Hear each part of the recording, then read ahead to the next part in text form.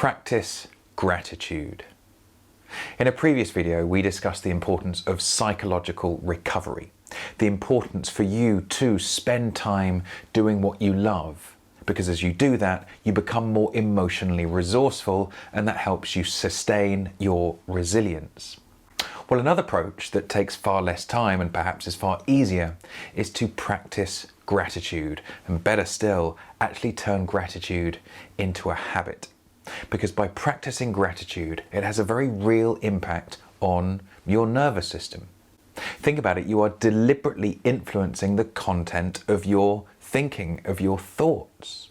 And so not only does that have a very real impact on your physical health and well-being as you shift state to something more pleasant, it can really affect how you think over time. You may have heard of your reticular activating system. If you've ever, I don't know, perhaps bought a yellow coat, you go around town, suddenly it seems like there are yellow coats everywhere. Now, obviously, it's not the frequency of coats that's changed, it's your attention or what you are attending to. So your reticular activating system really influences your perceptual filters. Think about how gratitude might change your brain in that regard. Can you imagine if you were to regularly practice gratitude and forever be noticing things that you are appreciative of, your brain starts to notice them more frequently, and you actually change the nature of your subjective experience. Now, you may be thinking, okay, Phil, gratitude, I get it. It's probably a nice exercise to do, but life's tough right now, and I don't really feel there's much to be grateful for.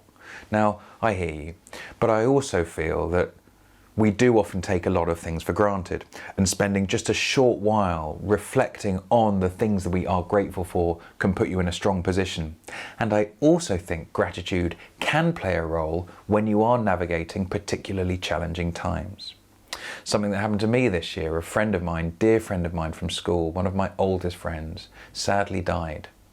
Now, how can I use gratitude there? Surely it's just misplaced. Well, not so much. As I was grieving for him, I realized that the reason it was so painful is precisely because he meant so much to me. So therefore, I could of course be immediately grateful the fact that Tom and I had spent so much time together, that he'd had such a profound impact on my life, and that made everything marginally better. So gratitude, as I said, is an important practice, and I also think even more so an important habit. As it starts to become part of your life, not only will it improve your physical and emotional health and well-being, but as I've said, it will start to train your brain to ultimately become more resourceful in terms of optimism and in terms of resourceful thinking patterns. Okay, so now let's do an exercise in gratitude. It shouldn't take you long, but hopefully you'll experience the profound benefits. In a moment, just get a pen and paper and write a gratitude list. That's all I want you to do, to think in terms of, okay, quick brainstorm, what are the things right now that you're grateful for? Do it now, pause the video, get a pen and paper, and just do a brainstorm off the top of your head, thinking around things that have come up today, perhaps. What are you grateful for? Things that are more kind of historical in nature, bigger stuff. What are you grateful for? Thinking about individuals, people in your life.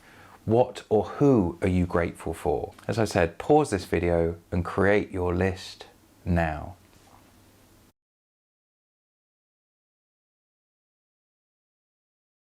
Okay, well, hopefully now you've got some things that you've identified and already noticed, perhaps, albeit a small shift in your emotional state.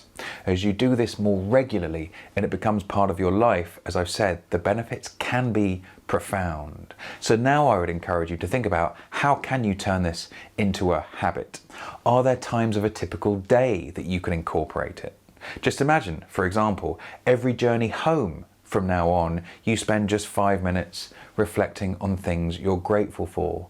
Maybe as you come up to a traffic light and the minute you've got there, rather than thinking about random stuff or the day ahead or all the things that went badly today, could you not start to retrain your attention and training your mind towards things that you're grateful for?